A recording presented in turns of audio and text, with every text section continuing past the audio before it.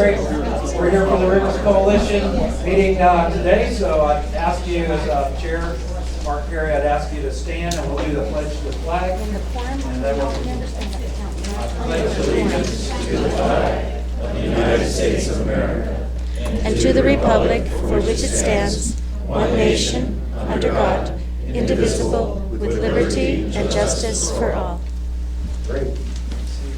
I am going to ask the members of the coalition members. We have over, I believe, 103 right now. Barbara, is that right? Yes. 103?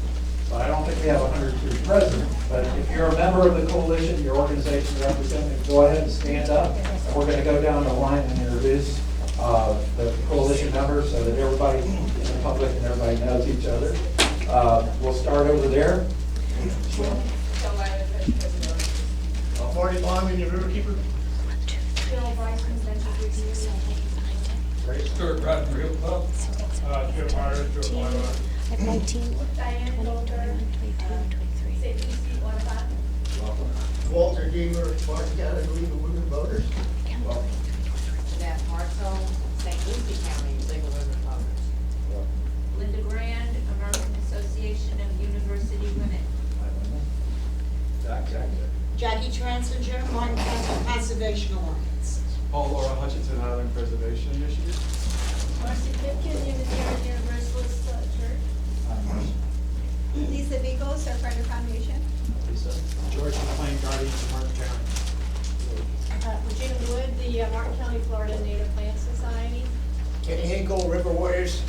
Hey, Gary Appel, 2780 Paddlers. hey, Jerry. Back to back here. Hi, Dave Darrenbecker, Martin County Realtors. Martin County Readers. Joanne Swan, St. Lucie Sailing Club. Join in. Up here. Blair Wickstrom with Florida Sports Magazine. Sherry Ganger, Conservation Alliance, St. Lucie County. Mark Perry, Florida Ocean Graphic. Charles Randy, President's Council of Hutchinson Island. Daryl Brand, Palm Cove Yacht Club. George Jones, Orca. George Jones, welcome. All right. Welcome, everybody. We do have a quorum. And we'd like to recognize Mayor Brenner up here, our City Commission, and thank her very much for having hosting us today and always in the city.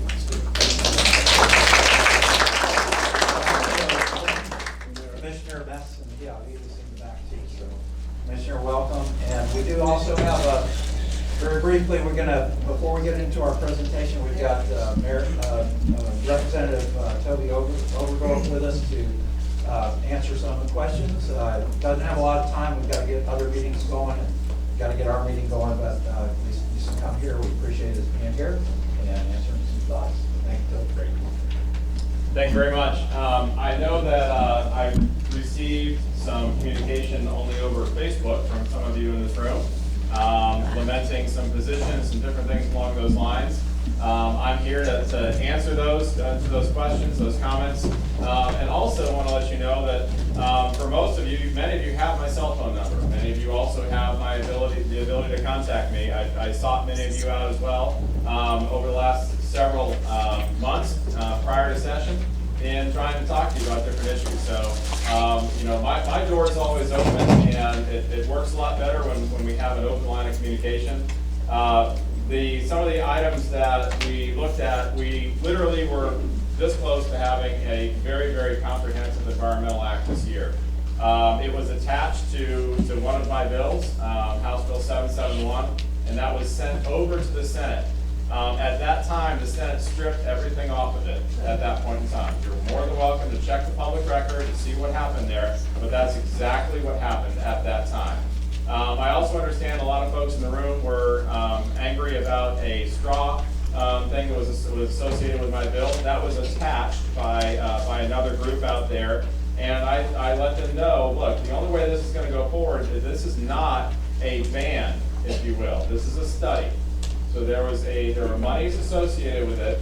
Kenny, you can shake your head all day, but that's the truth. There was a study associated with it for 2 years. Now, there's 3 things that are with a straw ban. Number 1, you look at your grocery store. How many items, if we decided in Martin County to do this, how many items in a grocery store would be taken off the shelf completely? Number 2, your school district has to change all of their meals with this as well. So all of that. And then on the third, the most powerful thing for me, I walked into a presentation and a lady came forward and she gave a presentation on why she couldn't work with paper straws. And she did it walking in and then sat down. She has no arms. She opened her book with her feet and did her presentation, and she was representing the disability folks there. She was letting us know that why should she have to go in and ask for a plastic straw into a restaurant? Also, many of her counterparts cannot even drink as a result of hot liquids and stuff. It breaks down very quickly. So those were three items that I felt deserved additional study. And frankly, you know, I actually think this is 0.002% of our plastics. We should be looking at a larger percentage of that, and that's something that I'm more than happy to look at. Could she bring her own metal straw? So- She could bring her own metal straw. Why don't you tell her to go ahead and do that, and look at her face and tell her that she needs to travel around and do that, Kenny. And so Go online, she's treated differently than everybody else in this world. So you can go ahead and do that. Moving on, we also had a biosolids moratorium that was attached to that was also taken off by the Senate. However, I worked with Aaron Grawl, and we actually got a 2-year moratorium attached to another bill that continues this for another 2 years. So it was an area that I felt strongly about, and again, this is banning the spreading of Class B biosolids on land throughout our region at least, and hopefully we're going to be expanding that across the state. And I'll keep going here just a little bit in that one of the most significant things that we worked on from my perspective was working to get the Corps of Engineers permitting branch and the 404 permits turned over to the state. And why is that important? Right now, the state can process the permits associated with restoration, with other things like that, in a time frame that is significantly less than what the federal government can do. That means things like SB 10, the other areas out there, we're able to process those permits. And actually, SB 10 is done from the state process. Now it's on the federal side on their permitting. Lieutenant Colonel, I won't take anything away from you on that. She has done a fantastic job and always been available for us. But that being said, that's an area that was very strong, that we are, and I spoke to Secretary Valenstein the other day. He wants to get this process done. It's one of his #1 priorities to actually get through. And then finally, we also worked, and we had what's called the South Florida Water Management District Caucus formed. This is 60 separate state representatives are within the boundaries of the South Florida Water Management District. Of those 60 separate reps, some live in Orlando, some live in Miami. Nobody really knows what happens from Orlando down to the Keys. They don't understand the intricacies of the middle of that. So we were able to bring in people from literally all across the state. We had DEP, we had Water Management District, we had Bull Sugar there, we had a variety of other Audubon. I mean, literally group after group after group presented, and we're able to bring the information. We're doing another program this summer with them. And this is designed to get the folks that don't know anything about this, actually get them some information in front of them so they can understand what we're going through in our region, because they're in their box. They don't understand what is happening across the state. If we can get them educated, then we can actually move something forward. I'll remind the people in the room that I am a freshman.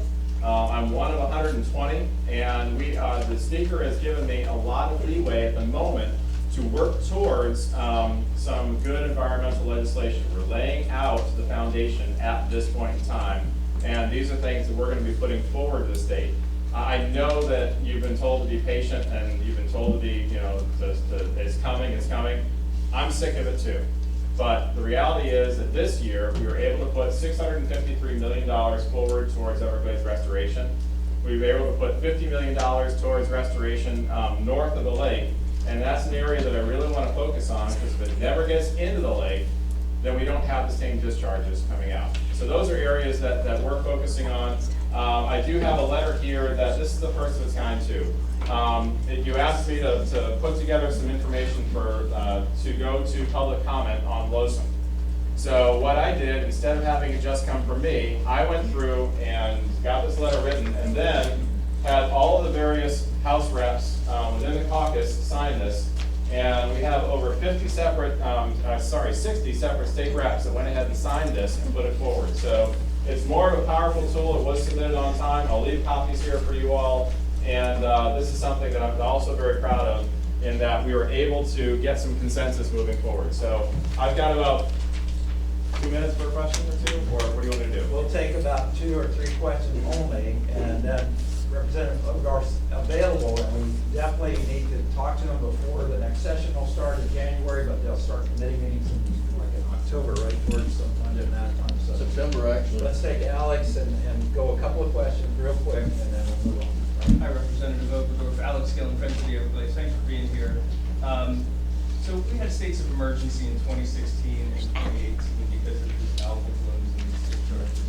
We know that it's a huge human health issue with microcystin and DMAA. We have not had a hearing at the Florida legislature to address why these blooms occurred in Lake Okeechobee. The Florida legislature cannot say why these blooms occurred because they haven't done any investigating. I know that is, before your time. You've been in office for about 6 months. But why do you think we haven't had any hearings on these toxic algal blooms, and can we have them? Sure. Until this time, the Blue-Green Committee was not even staffed until this year.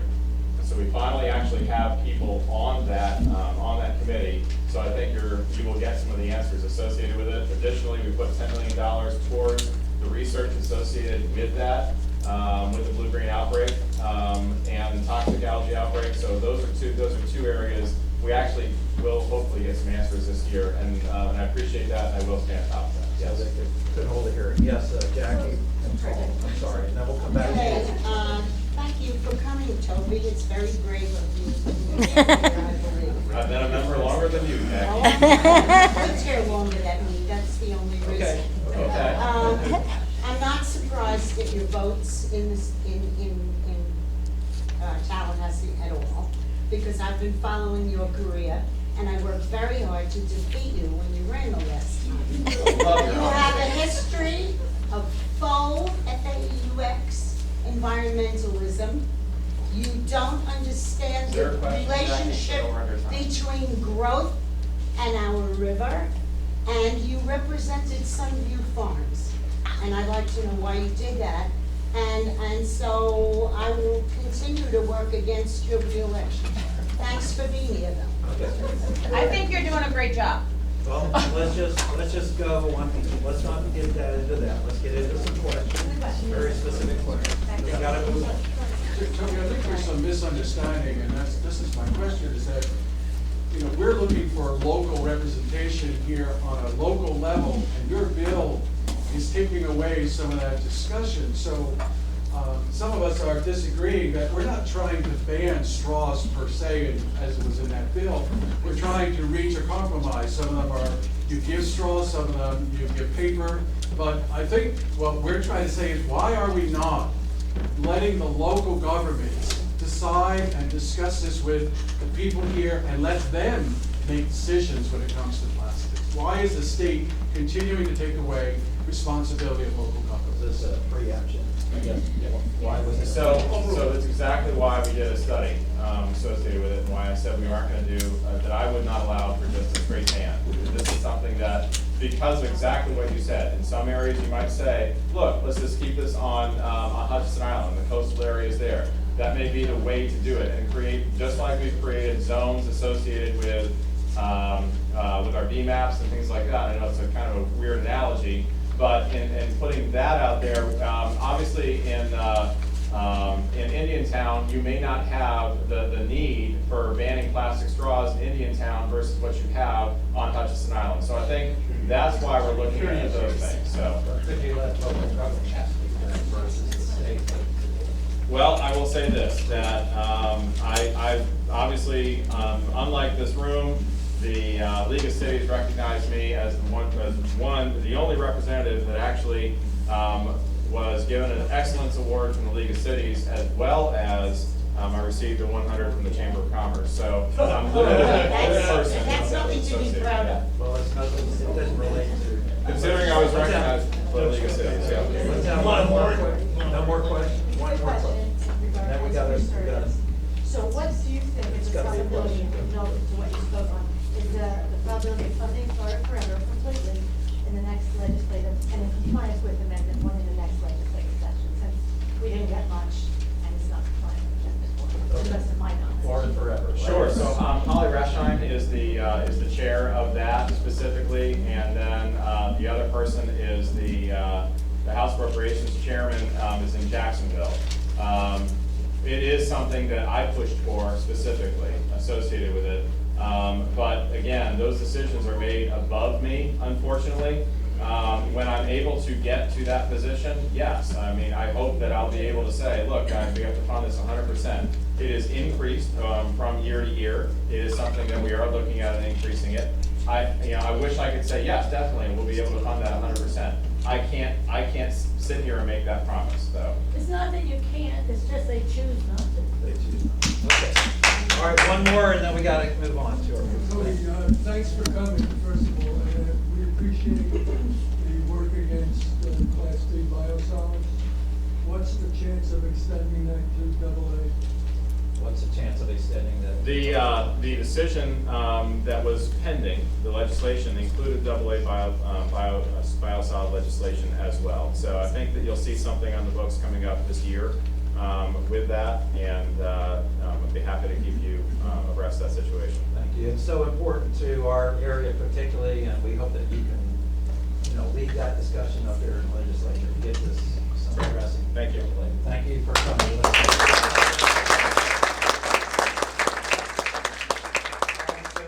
We're going to move on. I do want to recognize Commissioner Sarah Hurd is in the room. Commissioner, thanks for coming. And any others who might have come in later. Thank you.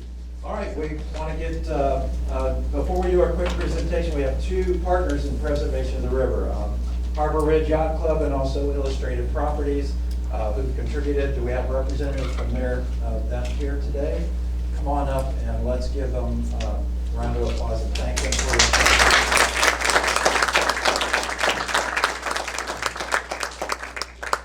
Okay, great. Thank you. You want a little picture? Great, okay. Thank you very much.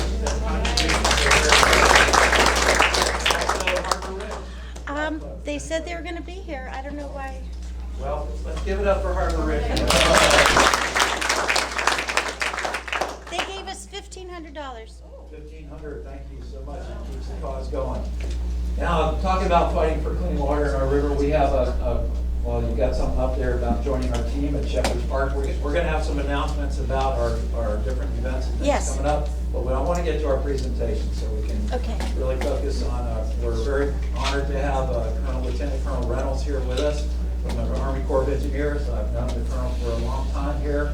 Over these years, shortly she's going to be having to move on, and there's going to be a different Lieutenant Colonel in place.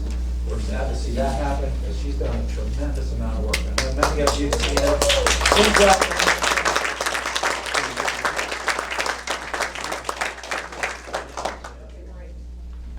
Thank you so much for having me. I have to tell you, this is the first time I've been in this room where it wasn't standing room only. And where everybody looked angry. Everybody looks like sort of not angry today. This is a great opportunity to be here. That's because there's no discharges. Yeah!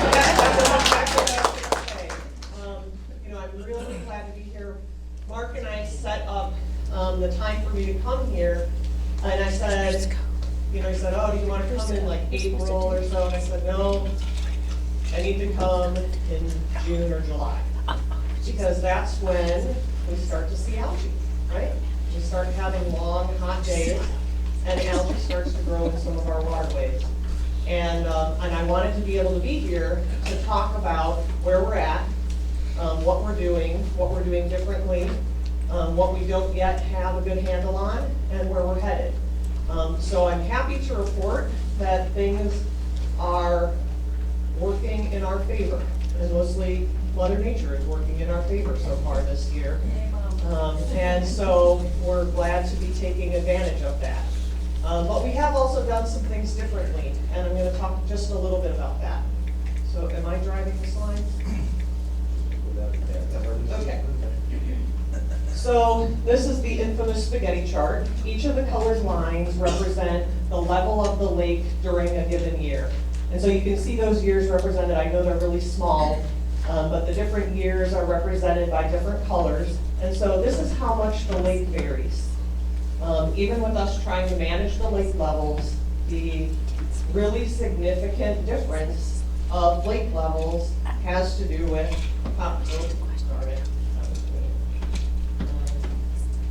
looking for the pointer and turn it off instead. The most significant impact on lake levels has to do with very significant rainfall events, right? That's what these are. These are tropical events. When you see the lake rise really dramatically. We have very little control over that. And so what we have some limited control over are the amount of releases that we have. And what we did differently this year is that we increased the amount of releases over the dry season in order to create storage earlier in the year ahead of wet season. And so we looked at doing that. So we shifted a little bit of the timing of the releases so that we would have the opportunity to hold more water in the lake at this time of year as algae is starting to grow, as we're having hot sunny days, and we can hold more of the regular rainfall in the lake now. The problem that we're gonna have is Mother Nature, and it really depends on what she gives us. So what this slide shows is this blue, this is the lake level right now. These three lines are projections that our team did based on the rainfall in those years. So this is not what the lake levels looked like in those years because we didn't start here. But this is what the lake level would look like if we released no water but got the rainfall that happened in 2011, in 2013, or what the lake level would look like with no releases if we got the rainfall we got in 2017. So if we get the rainfall that's in 2011, this is going to be trying, right? That's a lot of water supply issues. We're going to have probably some dry well fields on the southeast coast. Cities like West Palm Beach are going to be struggling for water supply in this time frame if we get rainfall like we did in 2011, which was a drought year. If we get rainfall like 2013, that looks pretty good. We can handle that. That looks okay. We probably wouldn't have to do any releases this year at all. If we get a tropical event like Hurricane Irma, Hurricane Faye, Hurricane Charlie, we're making releases. We're making releases in here, and it's going to be wet all over the place already, and that's going to be really challenging. So I just want to let you know that even with everything that we did this year, the biggest unknown that we have is Mother Nature and rainfall. And so we're going to keep you abreast of what's going on. But I wanted to make sure that you understand that we still have limited tools in our toolbox. We still don't have enough places to put water. But we're working on that. And I'm going to talk a little bit about that as well. So first I wanted to try and give you a picture of how much water are we really talking about. And so our team did a couple of different graphics to help illustrate this. So this is the water budget on an average annual basis.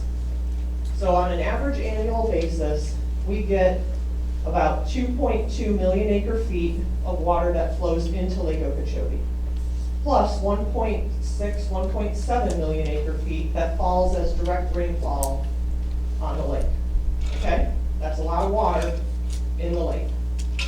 So these numbers in the parentheses is about how much rise you see on the lake associated with that number. So that raises the lake about 5 feet. For evapotranspiration and seepage out of the lake, so natural things that happen out of the lake, you get about 2.2 million acre feet that just naturally goes back into the atmosphere, goes into our groundwater. These are average annual what we end up having to release under the current conditions, the current infrastructure that we have. And this is the limited amount that we're actually able to send south because of our limited infrastructure. So I have put it in a different graphic. This is what goes in.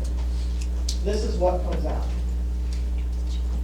Seems okay, except nobody likes these volumes, right? So what's SERP all about?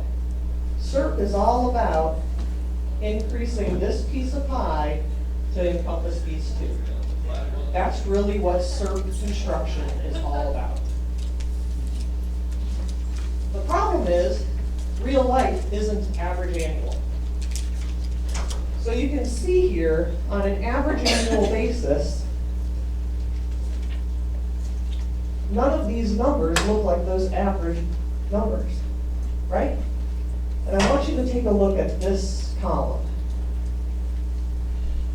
So in these charts, this was evaporation, seepage, but then we also had to include that storage volume. On an average annual basis, the change in storage on the lake is 81,000 acre feet. That's a pretty small number. I can handle a number like that. But in real life, the change is not 81,000 acre feet. It's 500,000 acre feet. It's 1.1 million acre feet. It's bigger numbers than that. And so what does that mean? It means that you don't get average rainfall. We get a lot of rainfall one year, then we get not enough rainfall. Then we get not enough rainfall again. Then we get too much rainfall.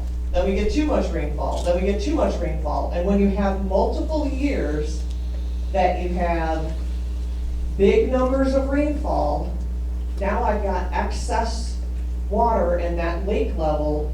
Instead of being able to keep it at about 15 feet at its height, now the next year it's 15 and a half.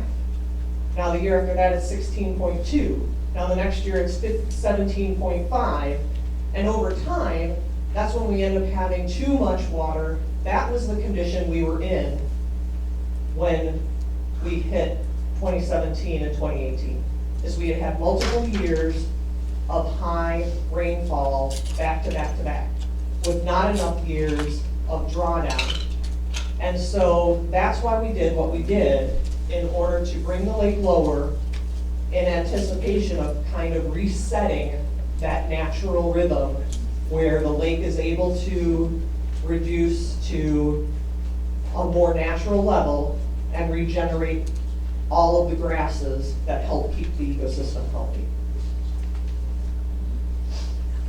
So how are we going to move forward in codifying some of what we've learned? The LOSOM process is our way of rewriting the lake schedule. And this is how we see that public engagement opportunity in that process. We are in this part right here. And so we did public meetings. We received over 8,000 written comments, over 1,500 verbal comments. We did 10 public meetings all across Central and Southern Florida. Many of you attended at least one of those meetings. Some of you attended many of those meetings. And we really are appreciative of all of the public comments. Then we did 6 public webinars to try and provide some additional information and background about the system in order to help educate the public that wants to be involved in the process onto some of the nuances of how the system works. Next, we are scheduling 4 public workshops. Those are planned for the end of July, beginning of August. We are trying to secure venues that are large enough to be able to hold the public participation that we're anticipating in those workshops. And there we'll talk about the comments that we've received and how we're moving forward to developing the scope for the study and some of the assumptions and constraints and opportunities that that study will include. And so that's the next engagement, will be the public workshops. One of those workshops will be in this area. So I don't have the exact date, but as soon as we have that locked in with the venue, then we'll make sure that Mark has that information so he can get it out to all of you. In addition, we're working on a tremendous amount of projects. This is a great time to be engaged in Everglades restoration because there's a lot going on. So I'm sure everyone in the room has heard about the tremendous amount of funding that we are looking forward to receiving from both the federal government and the state government. This is a great opportunity for the Corp and the South Florida Water Management District to really make progress over the next few years on these construction projects. So I'm going to talk a little bit about what we have going on. First, the Herbert Hoover Dike, fully funded. This is completely fully funded by the federal government with an additional $100 million from the state government. We have all of the work that is going on around the lake is tremendous. If you haven't been out there and driven around the lake at all and seen the amount of construction that's going on, I recommend doing that sometime. I mean, don't drive all the way around the lake, it takes forever, but take one route or the other and then take the other route back when you head out west. But we have 32 culverts all around the lake. Every one of those is either complete or under construction right now. The cutoff wall, this whole portion that's green is complete. This is under construction. The second segment is also awarded and under construction. The third segment is going to be issued as a contract before the end of our fiscal year. So before October 1st, Section 3 will be under contract. And then we have just 2 more task orders, Section 4 and Section 5, that will be awarded in 2020. So 2020 for us starts October 1st. And then we have some armoring that'll happen in this vicinity and some embankment work that has yet to be awarded. But everything else is complete or under construction right now. And so this is just a quick summary of the stuff that we've just done recently, how many structures have been completed and turned over for operation, as well as these contract awards that have recently happened. So there's a lot going on, and we are moving forward, and construction, as you know, with the full funding was pulled forward from completion in 2025 to 2022, and we continue to be on schedule for a 2022 completion. In addition to the Herbert Hoover Dike, I know everyone cares a lot about IRL South, so I wanted to talk about that. So this project, although best known for the construction of C-44 and those components, which I'll show you some pictures of here in a moment, we've also been working on the design work for the C-23 and C-24 reservoirs as well as STA components. And so that design work is under construction. It was at very significant jeopardy when the president's budget was only $67 million for 2022. We were going to have to stop work on those projects. With a budget that is $200 million, we anticipate being able to keep that design work on track. And so here's some photos. This is the canal work. This work is complete. The pump station, also complete on the C-44. The reservoir work is well underway. These pictures are actually kind of old. These are from March. They're